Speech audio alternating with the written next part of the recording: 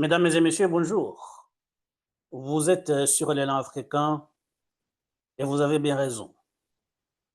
Ce samedi 15 novembre 2025 a été signé à Doha au Qatar un accord au cadre devant mener à la signature d'un accord de paix global, accord au cadre qui a été signé entre le gouvernement de la République démocratique du Congo et l'alliance AFC M23.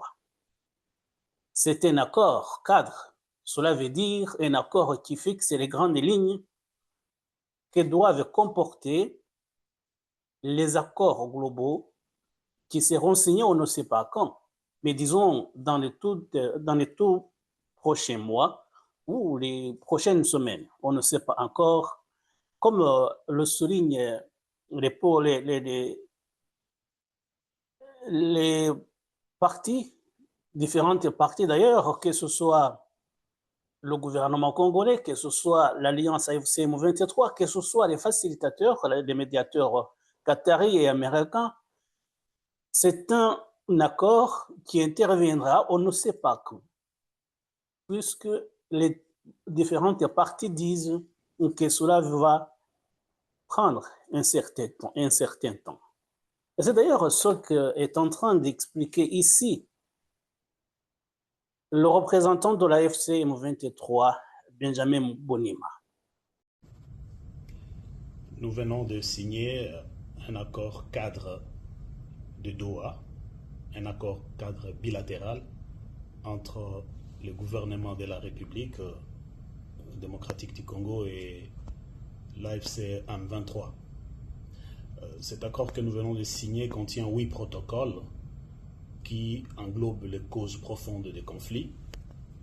Et en fait, ces protocoles sont comme des chapitres et qui seront développés. Ces protocoles sont des causes profondes combinées qui seront négociées, puis signées, et ce sera la consécration d'aboutir à un accord de paix global. Les protocoles vont déterminer les matières à discuter, les calendriers de mise en œuvre et les acteurs qui vont procéder à cette mise en œuvre.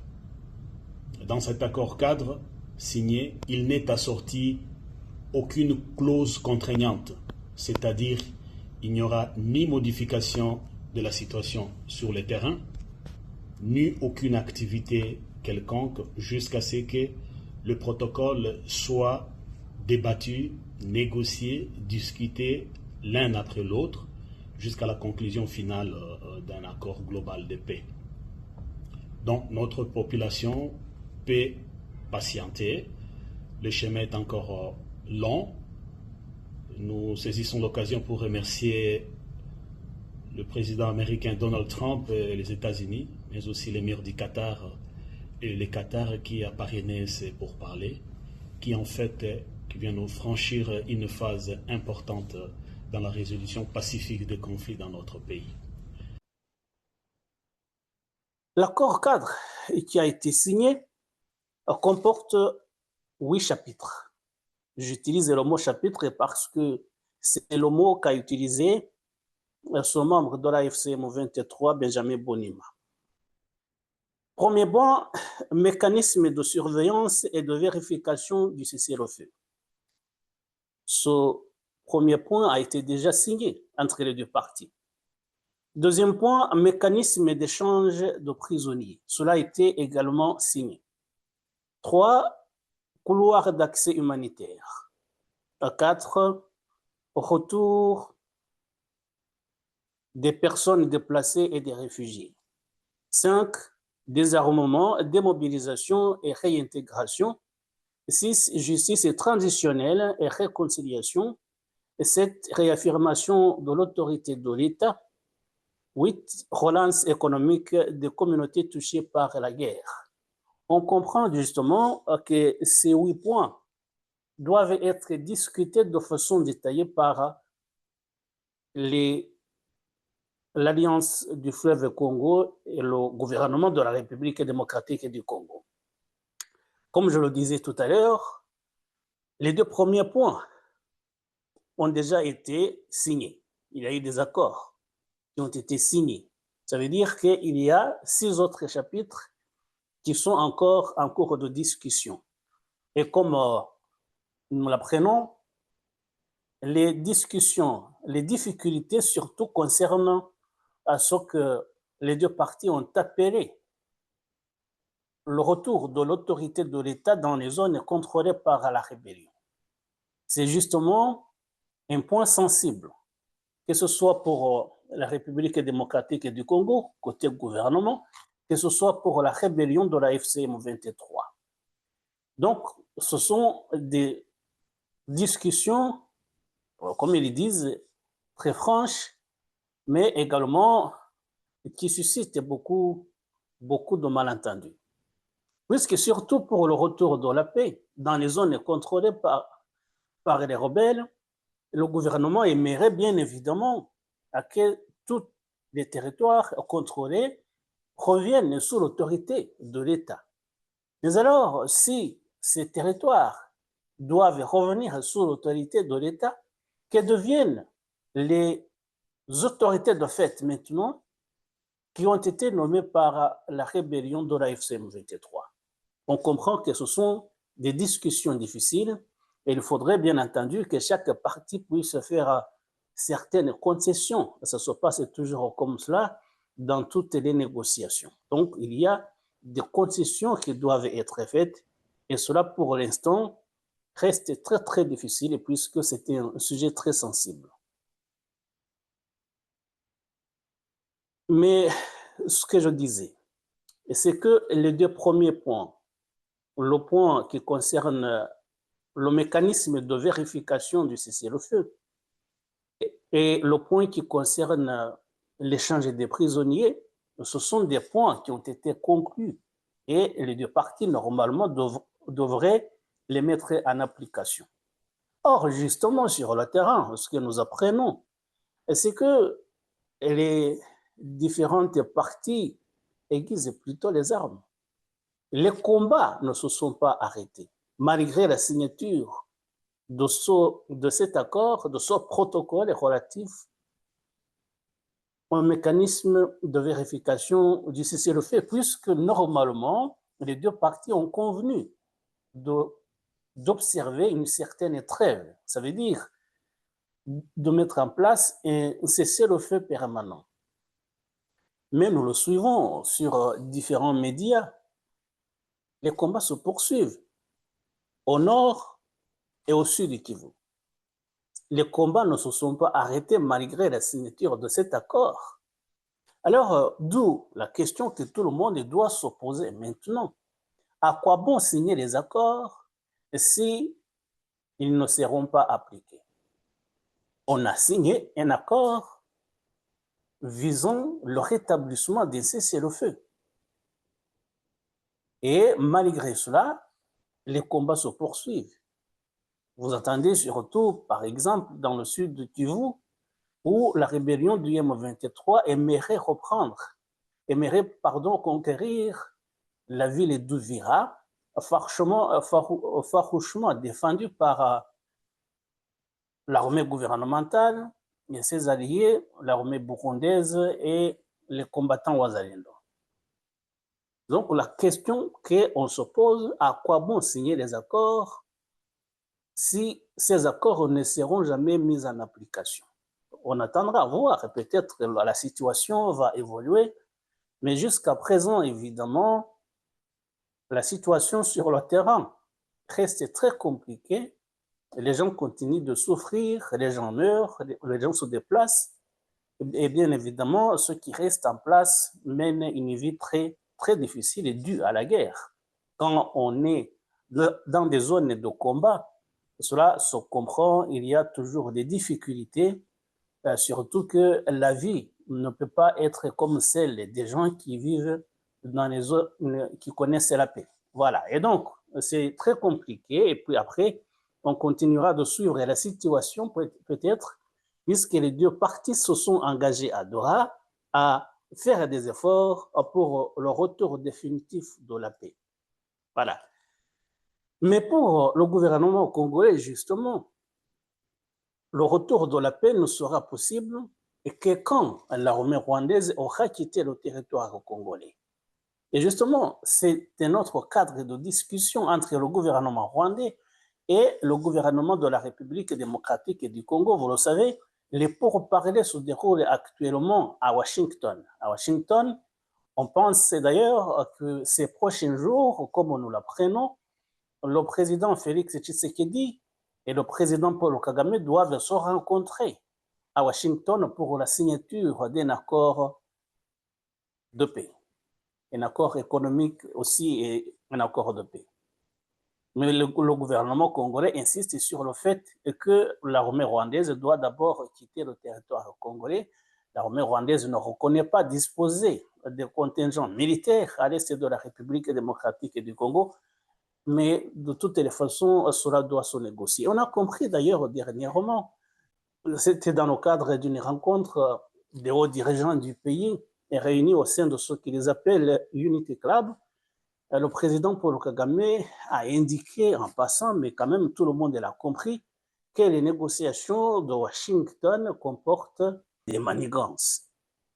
Beaucoup de manigances. Alors, on comprend qu'il n'a pas confiance, mais de toutes les façons aussi, on va suivre également ce qui se passe à Washington. On y reviendra certainement lorsque cette signature de l'accord entre les deux présidents aura eu lieu. Voilà. Et donc, on a compris également ce week-end, lors du sommet de la conférence internationale sur la région des Grands Lacs, la CIRGL, maintenant qui est présidée depuis ce week-end par la République démocratique du Congo. Donc la présidence tournante maintenant est occupée par le président Félix Tshisekedi. Et dans son allocution, justement, il a insisté sur les points sur lesquels sa présidence va mettre l'accent. Fait un mandat de résultats articulé autour de 5 priorités qui sont 1. La réforme institutionnelle de la CIRGL. 2. Le rétablissement et la consolidation judiciaire. 4. Le renforcement de la lutte contre l'exploitation et le commerce illicite des ressources naturelles au travers d'un programme effectif de traçabilité des minerais. 5. L'intégration économique régionale. Excellences, Mesdames et Messieurs, le temps nous presse d'agir pour faire de la région des Grands Lacs un véritable espace de paix, de sécurité et de développement. Notre présidence sera intransigeante sur les principes souveraineté, intégrité territoriale, non-agression, refus de tout appui aux groupes armés et résolument ouverte au dialogue en vue des solutions politiques et durables, inclusives des femmes, des jeunes, des autorités locales et des communautés. Elle sera impartiale mais exigeante. Nous n'opposerons plus la sécurité au développement, la souveraineté à l'intégration, la justice à la réconciliation. Nous choisirons tout à la fois avec méthode, courage et loyauté. Que ce 9e sommet marque le renouvellement de nos engagements et l'entrée dans une phase d'exécution accélérée du pacte qui nous lie. Le président Félix Tshisekedi insiste justement également sur le retour de la paix. On l'a compris. Et le représentant du secrétaire général des Nations Unies aussi, qui était présent à ce sommet, est revenu sur le retour de la paix dans la partie est de la République démocratique du Congo. Main dans la main dans divers domaines d'activité pour jeter les fondations nécessaires à la paix, à la justice et au développement durable dans la région, qu'il s'agisse des réformes pour la gestion transparente des ressources naturelles, de l'accompagnement des efforts de coopération judiciaire ou de la promotion de l'agenda femmes, paix et sécurité. L'Organisation des Nations Unies demeure disponible pour approfondir sa coopération avec la CIRGL et mobiliser les partenaires internationaux afin d'accompagner la mise en œuvre des priorités nationales, régionales, en vue de la réalisation de notre objectif commun, une région des Grands Lacs plus apaisée, plus sécurisée et plus prospère. J'adresse mes vœux de plein succès au président Félix Tshisekedi et au gouvernement de la RDC pour la présidence de la CIRGL. Je vous remercie pour votre... Donc, ça veut dire que la paix revient dans tous les discours, mais dans le même temps, sur le terrain, les combats continuent. Alors, où est le problème maintenant? Où est le problème? C'est ce qu'on voudrait savoir. Ça veut dire que chaque parti aimerait que la paix revienne, mais selon les conditions qui sont les siennes. Il y a des conditions, évidemment, qui sont posées par la rébellion du M23 et ses soutiens. Il y a les conditions qui sont posées par la partie gouvernementale. Mais dans tous les cas, chacun aimerait que la paix revienne. Mais quand on fait des négociations, normalement, c'est ce que nous disions au début, il faut qu'il y ait absolument des concessions. Sans concession, il ne peut pas y avoir de signature d'un accord de paix. Donc, ça veut dire donc que ce qui se passe à l'est de la République démocratique du Congo préoccupe bien évidemment tout le monde, que ce soit le gouvernement congolais, que ce soit la rébellion, que ce soit le Rwanda accusé de soutenir la rébellion, mais que ce soit également la partie burundaise, on n'en parlait pas beaucoup, mais le Burundi aussi soutient l'armée gouvernementale, dans la guerre contre la rébellion de la FCM23. Le Burundi est accusé par le Rwanda de commettre des massacres au sud du Kivu. Bien évidemment, le Burundi ne reconnaît pas commettre des massacres. Le Burundi se bat aux côtés de l'armée gouvernementale et sur invitation du gouvernement congolais, dans le cadre d'un accord signé entre les deux gouvernements, et cela, bien entendu, est très légitime. Alors, quand les rebelles et leurs soutiens accusent l'armée burundaise de commettre des massacres, tout simplement, c'est une façon de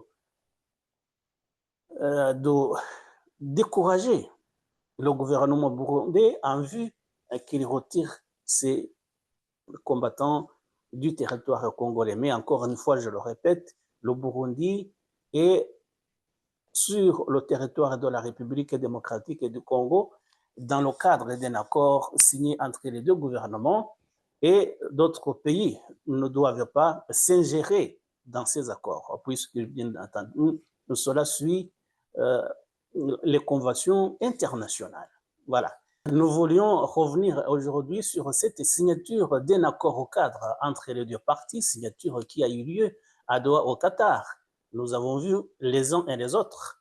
Et il y avait d'ailleurs le représentant spécial du président américain en Afrique, M. Massadet Boulos, et qui s'est exprimé, qui a félicité les deux parties, mais qui a aussi insisté sur le fait que le retour de la paix prendra un certain temps.